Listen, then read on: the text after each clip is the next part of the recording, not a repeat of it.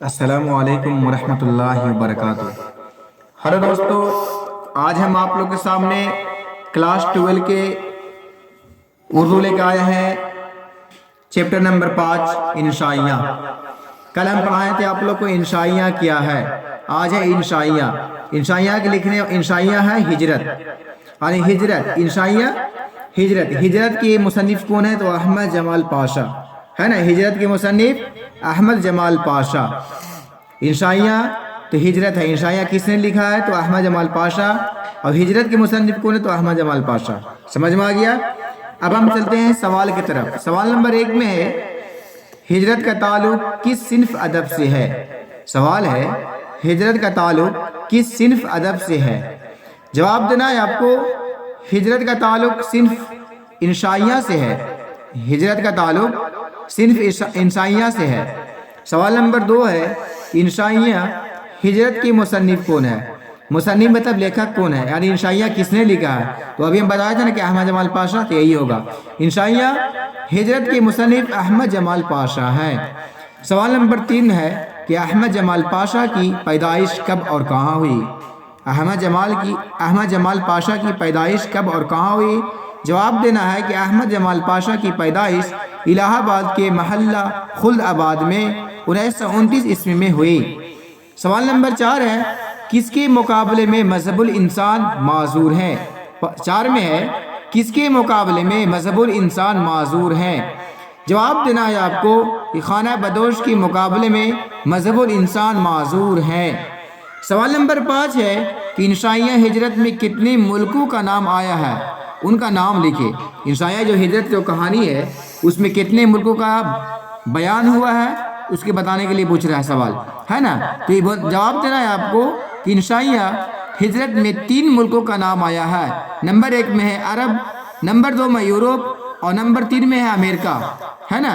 سوال نمبر 6 ہے کہ مغرب کو کس کی علامت کہا گیا ہے؟ مغرب کو کس کی علامت کہا گیا ہے؟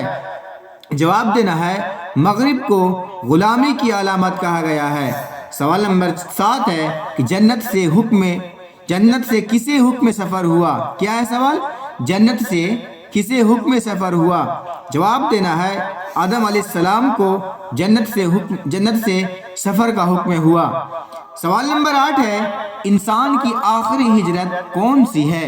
آپ لوگوں کو پتہ ہوگا، ماریے سوال نمبر کیا ہے بتائیے، لکھ کے بتائیے کیا ہے۔ سوال نمبر 8 میں ہے کہ انسان کی آخری ہجرت کون سی ہے؟ جواب دینا ہے انسان کی آخری ہجرت موت ہے۔ سوال نمبر 9 ہے کہ بنجاروں کو کس نام سے یاد کیا جاتا ہے؟ بنجاروں کو کس نام سے یاد کیا جاتا ہے؟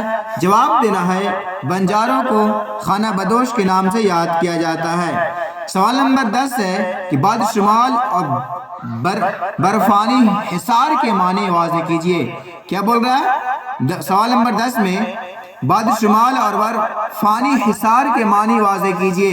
آپ کو دینا ہے جواب کہ باد شمال کے معنی اتر کی ہوا، اور برفانی حصار کے معنی برف کے تودوں، یعنی برف کے جمع، برف کے تودوں کا گھیرا ہے کہ دونوں کا معنی ایک ہی ہے۔ سوال نمبر 11 ہے کہ سرمائی تعطیلات گزرنے کے لیے کون محو سفر رہتی ہے؟ کیا بول رہا ہے؟ سوال نمبر 11 میں سرمائی تعطیلات گزرنے کے لیے کون محو سفر رہتی ہے؟ جواب دینا ہے سائبیریا کی موسمی مرغابیاں سرمائی تعطیلات گزرنے کے لیے محو سفر رہتی ہے۔ یہ تھا انشائیہ پیج نمبر 5 یعنی چیپٹر نمبر 5، اور بھی ویڈیو آپ لوگوں کے سامنے آتے رہے گا۔ ہمارے چینل کو سبسکرائب کریں، لائک کریں، کمنٹ کریں، اور اپنے دوستوں میں شیئر کریں کہ ہم آپ لوگ کے سبھی اسٹوڈنٹ کو، چھاتر چھاتراؤں کو میں یعنی طلبات کو ہم اپنے ویڈیو کو بھرپور محنت سے آپ لوگ کے نوازیں۔ السلام علیکم ورحمۃ اللہ۔